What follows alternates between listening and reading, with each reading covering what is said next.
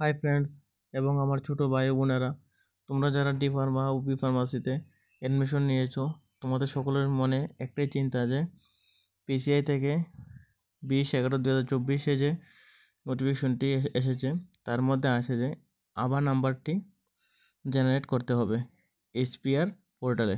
তো তোমাদের চিন্তা হচ্ছে যে আবার নাম্বারটি কী, ও তোমরা যারা ডি ফার্মা ও বি ফার্মা কোর্সটি করছো তোমাদের করতে হবে, নাকি যারা অলরেডি রেজিস্টার ফার্মাসিস্ট তাদের জন্য।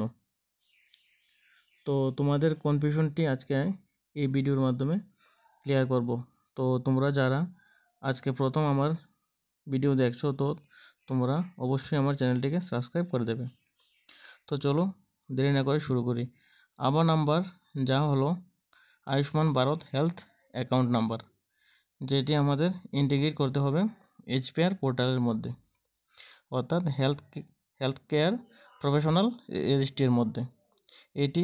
এই এইচপিআর পোর্টালে আগে ডক্টর ও নার্সদের প্রোফাইল জেনারেট করতে হতো, অর্থাৎ কে কোথায় জব করছে ও কে কোথায় ট্রান্সফার হচ্ছে ও ইনক্রিমেন্ট সব কিছু এই প্রোফাইলে রেজিস্ট্রি করা থাকতো। তো এবছর থেকে পিসিআই থেকে 20/11/2024 তারিখে যে নোটিফিকেশনটি এসেছে, তাতে বলা হয়েছে যে এবছর থেকে ফার্মাসিস্টদেরও এই এইচপিআর পোর্টালে আবার নাম্বারটি জেনারেট করতে হবে। অর্থাৎ যারা ডি ফার্মাসি ও বি ফার্মা এবং এম ফার্মাসি কোর্স করার পর যে তার নিজ নিজ স্টেটে রেজিস্ট্রেশন করেছেন, অর্থাৎ যারা রেজিস্টার ফার্মাসিস্ট, শুধু তাদেরকে এই আবার নাম্বারটি ক্রিয়েট করে এইচপিআর পোর্টালে ইন্টিগ্রেট করতে হবে। এমনটি এই নোটিশটি 20/11/2024 তারিখে পাবলিশড হয়েছে।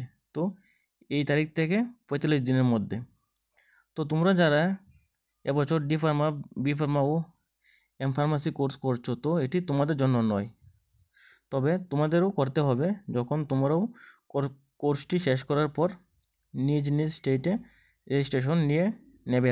তো রেজিস্ট্রেশন করার পর, অর্থাৎ রেজিস্টার ফার্মাসিস্ট হওয়ার পর, তো আশা করছি তোমাদের কনফিউশন একটু হলেও দূর করতে পেরেছি। তো তোমাদের যদি অন্য কোনো ডাউট থাকে তো অবশ্যই কমেন্টে বলে দেবে, তাহলে আমি অন্য একটি ভিডিওতে তোমাদের ডাউট ক্লিয়ার করে দেব।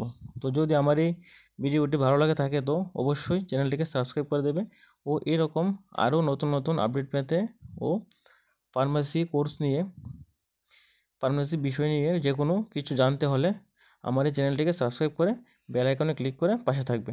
নমস্কার।